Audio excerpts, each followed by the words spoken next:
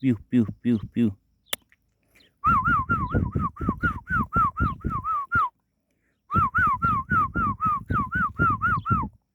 ای خدا.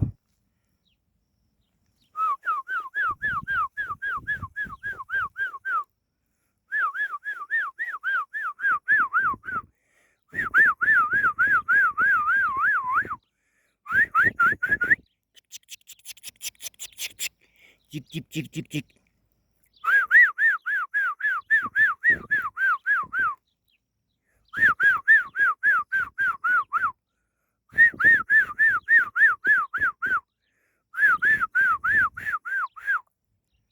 میبینی اسما؟ نگاه، 5 تا تخم مرغ بود، بعد یکی شکسته، یه جوجه در اومده. خب بعد نگاه اون یکی هم داره میترکه، جوجهش درات در. اینا همه یکی یکی در میان بیرون.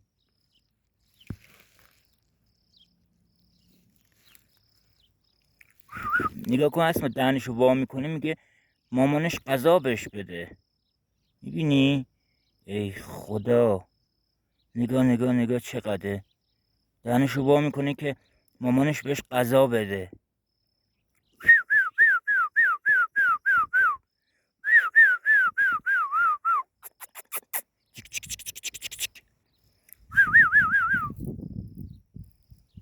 میبینی؟ نگاهش کن اسما چقدره. نگاه، میبینی تخت ترکیده؟ نگاه چشاش اسما، نگاه نگاه. ای خدا. نگاه کوچولوه.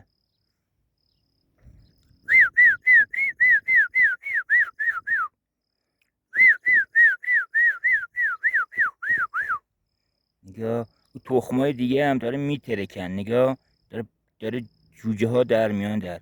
فردا هنی ازش فیلم میگیرم برات، ببینم اینا هم در اومدن یا نه. آره. ای خدا. نگاه دهنشو وا میکنه.